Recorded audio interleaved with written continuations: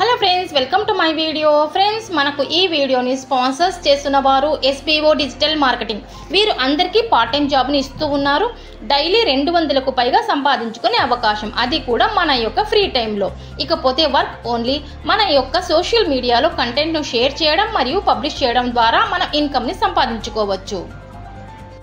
Skip பண்ணாதீங்க, பெரிய தப்பு. தினம் 300 ரூபாய் சம்பாதிக்க அரிய வாய்ப்பு. இன்ஸ்டாகிராம், ஃபேஸ்புக் பயன்படுத்த தெரிந்தால் போதும். Content post and content publishing மூலமா தினம் 300 ரூபாய் சம்பாதிக்கலாம். இந்த வேலை செய்ய 5 நிமிடம் போதும். Work training support, group communication support, all language customer live chat support, முக்கியமா சொந்தமா ஒரு பிசினஸ் ஸ்டார்ட் பண்ற அளவுக்கு உங்களால கற்றுக்கொள்ளவும் முடியும், சம்பாதிக்கவும் முடியும். இந்த வேலை வாய்ப்பு வழங்குவது 5 வருடத்துக்கு மேல ரன் ஆகிட்டு இருக்க நம்ம தமிழ்நாட்டு company school of business organisation private limited. மேலும் விவரங்களுக்கு டிஸ்கிரிப்ஷன்ல கொடுத்திருக்க நம்பருக்கு வாட்ஸ்அப் பண்ணுங்க. కార్తీక పురాణము 10వ అధ్యాయము అజామిలుని పూర్వజన్మ వృత్తాంతము.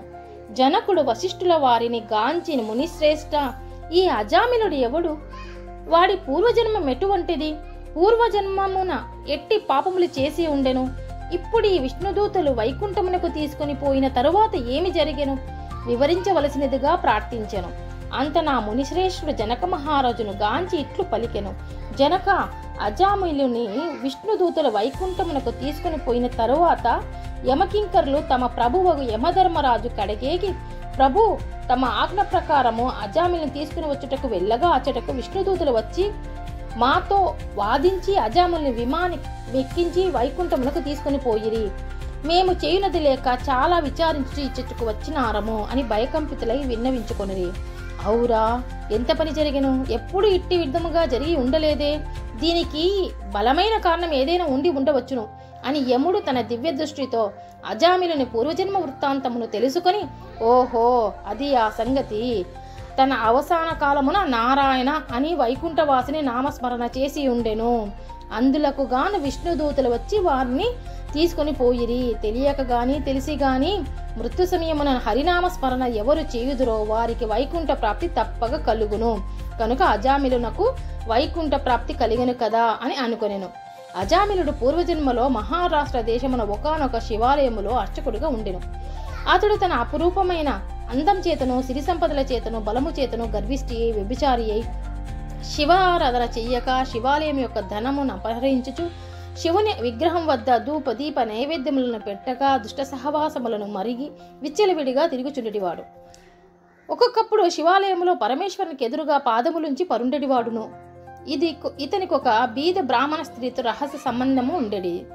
ఆమె కూడా అందమైన తగుటచే చీనది లేక ఆమె భర్త చూచియూ చూడనట్ల నుండి భిక్షాటనకై ఊరూరా తిరుగుచూ ఏదో వేలకు ఇంటికి వచ్చి కాలం గడుపుచుండేటివాడు. ఒకనాడు పొరుగురికి వెళ్ళి యాచన చేసి పెద్ద మూటతో బియ్యము కూరలు నెత్తిన పెట్టుకుని వచ్చి అలసిపోయి, నాకు ఈ రోజున ఆకలి మిక్కుటముగా ఉన్నది, త్వరగా వంట చేసి పెట్టుము అని భార్యతో అన్నాను. అందులోకి ఆమె చిదిరించుకొనుచు నిర్లక్ష్యముతో కాళ్ళు కడుగుకొనుటకు కూడా నీళ్లు కూడా ఇయ్యక అతడి వంక కన్నెత్తి నేను చూడక విటునిపై మనసు కలదియ్యి మగని తూల నాడుట వలన భర్తకు కోపం వచ్చి మూలనున్న కర్రతో బాధెను. అంతా ఆమె భర్త చేతి నుంచి కర్ర లాగుకొని ఆమెను భర్తను రెండింతలు కొట్టి బయటకు త్రోసి తలుపులు వేసి మూసివేశాను. అతడు చేయనది లేక భార్యపై విసుగు జనించుట వలన ఇక ఇంటి ముఖము పట్టరాదని తలపోసి దేశాటనకు వెళ్ళిపోయాను. భర్త ఇంటి నుండి వెడిలిపోయిన కదా అని సంతోషించి ఆమె ఆ రాత్రి బాగా ముస్తాబై వీధి అరుగుపై కూర్చుండి ఉండగా ఒక చాకలివాడు ఆ దారిని పోచుండెను. అతనిని పిలిచి, ఓయి, నీవి రాత్రి నాతో రతిక్రీడ సలుపుటకు రమ్మని కోరిన.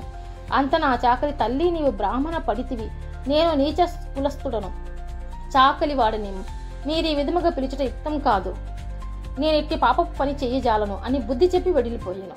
ఆమె ఆ చాకలివాడి అమాయకత్వమునకు లోలోన నవ్వుకొని అచ్చట నుండి బయలుదేరి ఆ గ్రామ అర్చకుడు శివార్చకుని కడకేగి తన కామవాంఛ తీర్చమని పరిపరి విధములుగా బ్రతిమాలి ఆ రాత్రంతయు అతనితో గడిపి ఉదయమున ఇంటికి వచ్చి, అయ్యో నేనెంతటి పాపము ఒడిగట్టి తిని అగ్నిసాక్షిగా పెళ్లాడిన భర్తను ఇంటి నుండి వెడలగొట్టి క్షణికమైన కామవాంఛకు లోనై మహా అపరాధం చేసి తిని అని పశ్చాత్తాపముంది ఒక కూలివాడిని పిలిపించి కొంత ధనమిచ్చి తన భర్తను వెతికి తీసుకురావాల్సిందిగా పంపెను.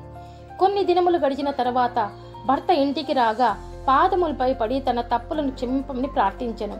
అప్పటి నుంచి ఆమె మంచి నడవడిక అవలంబించి భర్త అనురాగమునకు పాత్రురాలయ్యెను.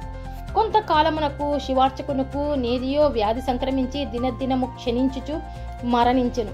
అతడు రౌరవాది నరక కూపములపై పడి నానా బాధలు పొంది మరలా నరజన్మమెత్తి సత్యవ్రతుడను బ్రాహ్మణోత్తమునకు కుమారుడై కార్తీక మాసమున నదీ స్నానము చేసి దేవతా దర్శనము చేసి ఉండుట వలన నేడు జన్మముల పాపములు నశించుట చేతను అజామిలుడై పుట్టెను.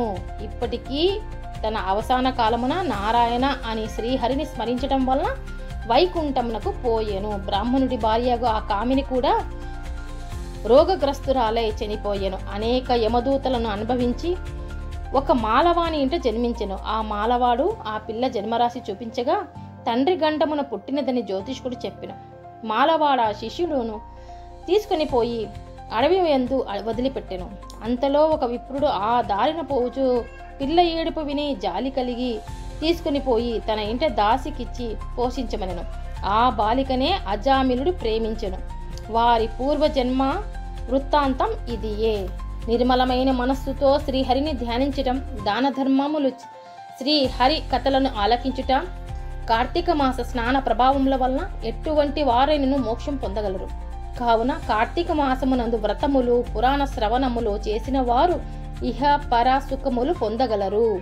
ఇట్లు స్కాంద పురాణాంతర్గత వశిష్ఠ ప్రోక్త కార్తీక మహత్యమందలి 10వ అధ్యాయము 10వ రోజు పారాయణము సమాప్తము.